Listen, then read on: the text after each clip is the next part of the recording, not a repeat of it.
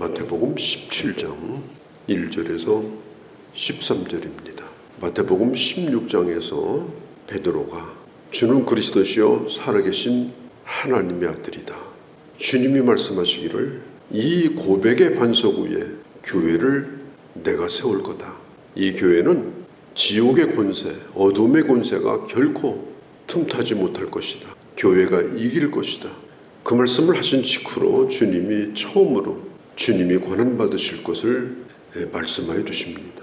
베드로가 이 얘기를 들었을 때 역정을 내면서 얘기합니다.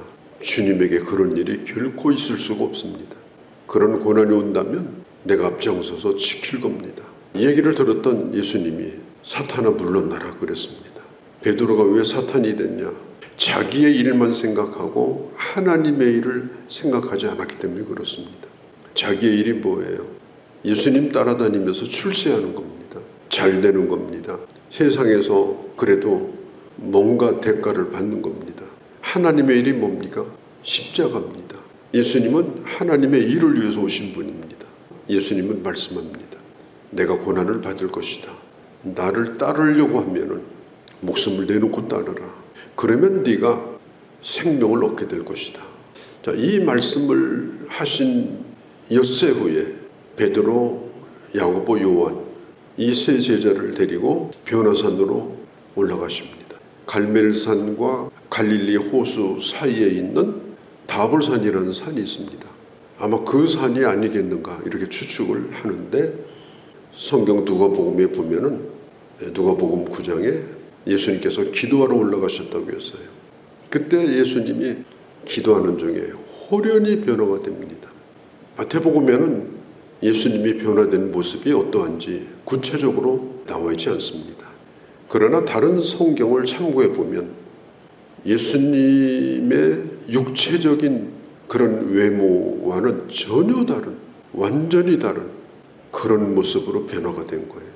이식장에 가보면 그냥 늘 평범하게 보았던 분들이 신부화장을 해놓으니까 그냥 얼마나 참 빛나고 신부같이 보이고 완전히 변모된 모습을 보지 않습니까? 예수님은 대단히 평범한 아마 외모였을 겁니다. 유대인이니까 그림에서 보듯이 엄청난 잘생긴 얼굴이다 이렇게 볼 수도 없습니다. 그런데 산에서 변화된 예수님의 모습은 상상도 못할 정도로 그 용모가 눈이 부셔서 보지 못할 정도로, 그리고 그 영광이 너무나 빛나기 때문에 감히 고개를 들 수 없는 그런 모습이었습니다. 예수님이 변화된 이 모습은 하나님께서 인간의 육체를 입고 이 땅에 임하셨는데 빌립보서 2장에 있는 것처럼 예수님은 하나님의 본체입니다. 예수님의 본체를 제자들에게 그냥 잠깐 보여주신 거예요. 맛보기로. 예수님이 하나님의 아들이신 것을 보여준 겁니다. 또 한 가지는 앞으로 오실 예수님의 영광, 주님이 어떤 모습으로 오실 것인가, 그것을 제자들에게 보여주었습니다. 그러나 예수님은 십자가에 달려 죽으시고 부활하시기 전까지는 그것을 숨기고 계셨습니다. 보여주지 않았어요. 그래서 예수님이 아무리 표적을 행하고 기적을 행해도 자꾸 사람들이 와서 또 얘기하는 거예요. 당신이 하늘에서 내려온 자인 것을 표적으로 보여달라. 아무리 보여줘도 예수님의 얼굴을 보면 안 믿어지는 거예요. 왜? 너무나 평범하고. 그래서 자꾸 또 보여달라고 했습니다. 그러나 이 순간 이 변화산에서 제자들에게 예수님이 누군가 실체를 잠깐 동안 보여줬습니다. 이것은 마치 요한계시록 1장에 사도 요한이 계시록을 기록할 때 보았던 그 예수님의 환상, 어떻게 보면 무시무시할 정도로 무섭고 어떻게 보면 영광스럽고 감히 접근할 수 없는 그런 모습, 그런 모습을 제자들이 보았습니다. 그렇게 하는 중에 자세히 보니까 예수님 옆에 두 사람이 또 있는 거예요. 그게 누구냐? 모세와 엘리야입니다. 뭔가를 열심히 얘기를 나누고 있습니다. 무슨 얘기인지 잘 들진 않아요. 그런데 누가복음 9장에 보면 31절에 이렇게 말합니다. 예수님의 별세에 대하여 얘기를 나눴다. 별세가 뭡니까? 죽는 거예요. 십자가에 대해서 예수님의 죽음에 대해서 어떤 얘기를 나눴을까? 그건 알 수가 없습니다. 이 모세와 엘리야, 이 모세는 율법의 대명사입니다. 엘리야는 선지자의 대명사입니다. 그러니까 율법과 선지자가 바로 구약성경 전체입니다. 예수님은 율법과 선지자가 예언했던, 약속했던 바로 그분이라는 사실을 본문이 말해주고 있는 거예요. 모세가 말했던 그 율법이 약속한, 또 선지자가 약속했던 그분이 바로 누구냐? 예수님이다. 그런데 그 예수님이 십자가의 죽음을 겪으시고 그 다음에 부활하실 것을 모세와 엘리야와 같이 나눴다. 저는 생각을 해봅니다. 그 예수님을 보았을 때 모세가 얼마나 감격스러웠을까. 엘리야가 예수님을 보았을 때 하나님의 약속이 이렇게 이루어지는구나. 하나님의 말씀이 이렇게 예수님 안에서 성취되었구나. 이것을 실감나게 경험하게 됐을 겁니다.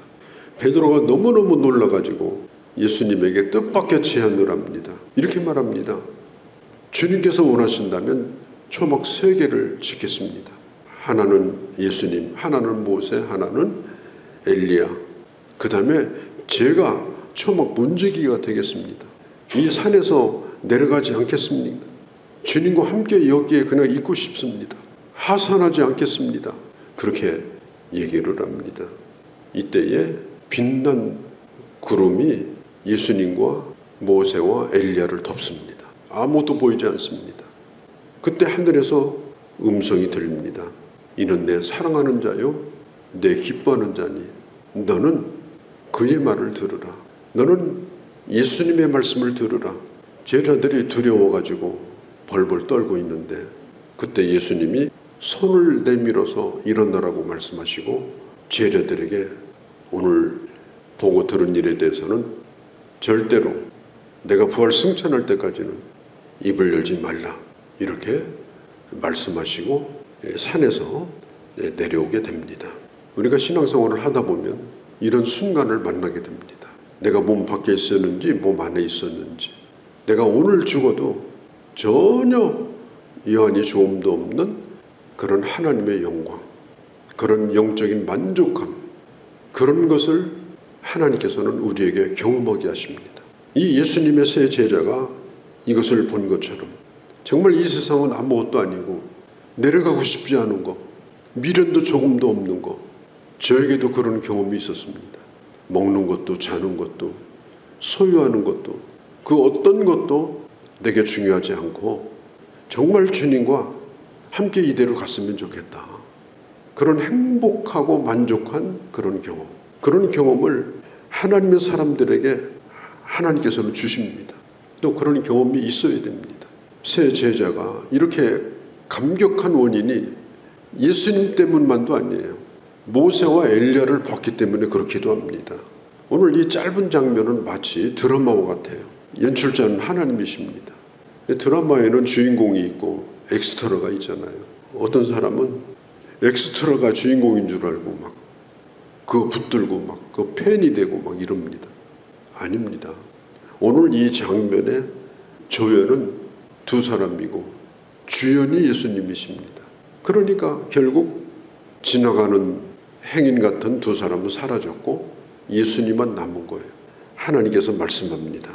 너는 그의 말을 들으라. 그가 어떤 말씀을 하시든지 그의 말을 들으라. 이렇게 말씀하여 주셨습니다. 이제 제자들은 그 산에서 내려오게 됩니다. 저는 스데반을 생각할 때가 가끔 있어요. 스데반이 집사로 임명을 받고 그 다음에 제일 먼저 순교를 했습니다. 스데반은 집사님이십니다. 스데반 순교 교회를 지나가는 길에 들린 적이 있었는데 그때 제가 한번 그 교회에 들어가는 바닥에 한번 누워봤어요. 누워서 정말 하늘을 쳐다봤어요. 돌이 날라오고 말씀을 전하고 나서 피투성이가 돼가지고 그때 스데반의 얼굴이 천사와 같이 변화되어지고 그는 잠자듯이 부름을 받았습니다. 하늘을 우러러보며 그는 마지막 순교를 했습니다. 그때 성경은 말하기를 예수 그리스도께서 보좌에서 일어나서 스데반을 맞아줬다고 했습니다. 우리가 이 세상에서 아무리 좋은 걸 보고 아무리 좋은 걸 가져도 그거 가지고 세상을 이길 수는 없습니다. 그거 가지고 우리가 마지막에 평안히 잠들 수가 없습니다. 결국 예수님을 바라보고 예수님의 그 영광을 볼 수 있는 사람만이 그 모든 것을 이기고 승리하고 아무런 미련 없이 주님 앞에 갈 수가 있는 것입니다. 이 영광을 본 사람, 이 영광을 보고 사는 사람, 이게 중요한 거예요. 예수 믿으면서 자꾸 엉뚱한 걸 바라보고 이렇게 하게 되면 어느 순간 쓰러집니다. 신자의 모습이 아닙니다. 오늘 이 세 제자는 예수님께서 이 얘기를 하지 말라고 하니까 하지 않았죠. 그러나 마음속에 깊이 이걸 새기고 살았습니다. 베드로서 3장에 보면 베드로가 나중에 이런 얘기를 해요. 나는 그분의 영광을 본 사람이다. 아마도 그는 이 산에서 경험했던 이 영광을 기억하고 있었을 겁니다. 그래서 고난도 이기고 그래서 순교도 할 수 있었을 겁니다. 우리는 예수님이 어떤 분인가, 예수님의 본질에 대하여 우리는 항상 생각을 해야 됩니다. 그분 하나님의 아들이십니다. 주님을 닮는다, 그리스도를 본받는다, 좋습니다. 우리가 주님을 닮아야 되죠. 그러나 예수님은 우리가 믿어야 되는 분입니다. 목숨을 걸고 믿어야 되는 분이에요. 왜? 하나님의 아들이시니까. 우리가 만날 예수 그리스도는 이 땅에서 보았던 그런 예수 그리스도가 아닙니다. 우리는 땅에 계신 예수를 본 적이 없어요. 앞으로 우리는 부활하시고 재림하시는 예수를 보게 될 것입니다. 우리가 바라는 분은 바로 그런 분이세요. 그러면 우리가 그런 주님을 바라고 믿고 산다면 우리도 그 어떤 고난도 이겨야 됩니다. 그리고 이 세상의 것이 크다고 여기면 안 됩니다. 베드로가 얼마나 그게 좋았으면 나는 이 세상에 내려가고 싶지 않습니다.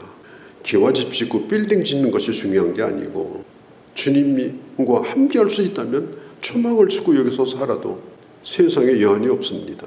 그게 주님의 영광을 본 사람의 고백인 거예요.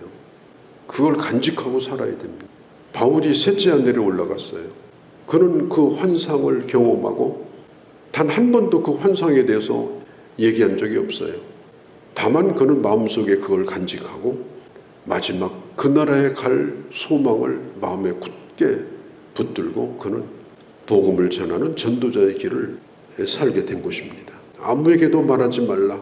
내 마음에 깊이 간직하고 저 땅 아래로 내려가서 내가 맡겨진 일을 잘 감당해라. 교회는 산 위와 같고 세상은 산 아래와 같습니다. 우리는 교회 와서 다른 걸 사모하면 안 됩니다.